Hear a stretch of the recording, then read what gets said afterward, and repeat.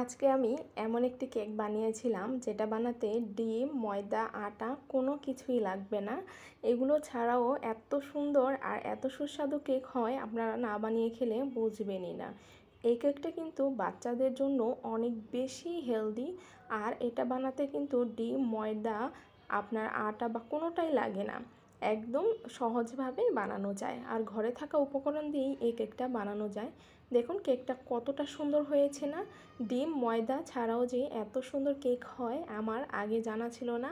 আমি আজকে প্রথমেই এটা ট্রাই করেছি। এত পারফেক্ট আর এত সুন্দর হয়েছে কি বলবো। অনেক বেশি সফট আর অনেক বেশি ফুলেছিল এই কেকটা। এখানে আমি 1 কাপ সুজি নিয়ে নিয়েছি। হ্যাঁ, সুজি দিয়ে আজকে আমি এই কেকটা বানিয়েছিলাম। 1 কাপ সুজিতে আমি 1/2 কাপ চিনি দিয়ে দিলাম, আর দিয়ে দিব 1/2 কাপের একটু বেশি লিকুইড দুধ। দিয়ে এটা আমি 20 মিনিটের মতো রেস্টে রেখে দিব, যেন সুজিটা সুন্দর মতো ফুলে ওঠে। অবশ্যই এই কাজটা করবেন, তাহলে কিন্তু কেকটা খুবই ভালো লাগে খেতে। এই রেসিপিটা একবার হলেও ফলো করে বানিয়ে দেখবেন, নিরাশ কখনোই হবেন না।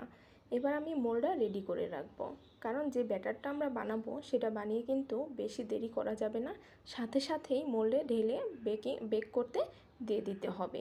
এর জন্য অবশ্যই এই বাটিটা একটু আগেই রেডি করে রাখবেন। এখানে আমি সামান্য একটু তেল গ্রেস করে নিয়েছি, আর দিয়ে দিয়েছি একটা পেপার, দিয়ে তার উপরে আবার একটু তেল গ্রেস করে নিলাম। নিয়ে তারপরে এই মোল্ডটা আমি সাইড করে রেখে দেব।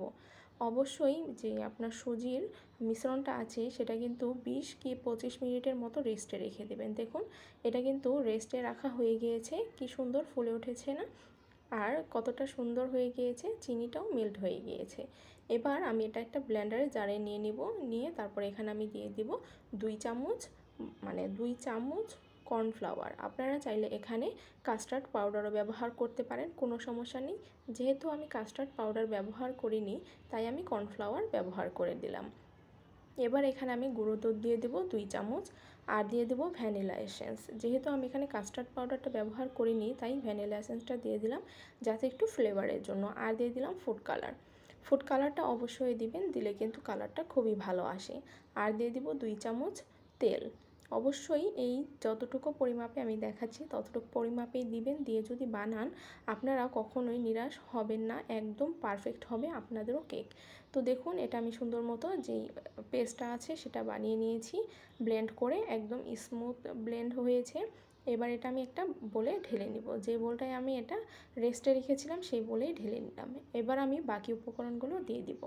1 টেবিল চামচ, 1 টিস্পুন দিয়ে দিব বেকিং পাউডার, আর 1/4 টিস্পুন দিয়ে দিব বেকিং সোডা। দিয়ে তারপর এখানে আমি 1 পিস লেবু সুন্দর করে এই বেকিং পাউডার আর সোডার উপরে দিয়ে দেবো অ্যাক্টিভ করার জন্য।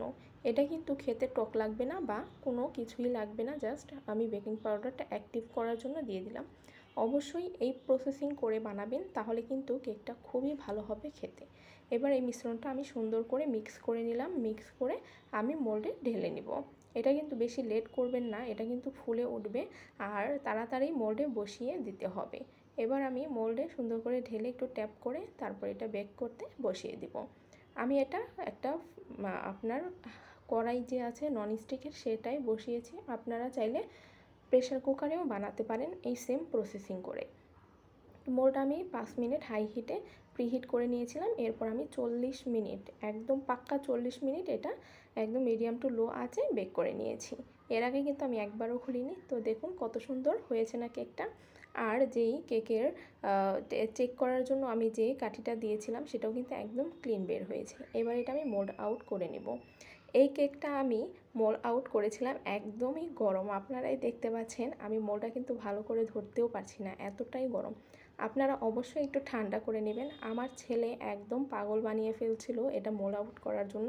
যদি একটু ঠান্ডা করে নেন তাহলে কিন্তু এটা সুন্দর মতো মোল্ড আউট হয়ে যাবে, আবার দেখা গেছে আপনার মানে ভেঙে যাবে না। এটা কিন্তু গরম, এর জন্য কিন্তু অনেকটাই সফট। আমি যখন কাটছিলাম আপনারা দেখতে পাচ্ছিলেন কেকটা কিন্তু ভেঙে যাচ্ছিল, কারণ গরম কেক তো, এর জন্য একটু মানে এরকম হয়ে যাচ্ছিল। আপনারা অবশ্যই একটু ঠান্ডা করে নেবেন।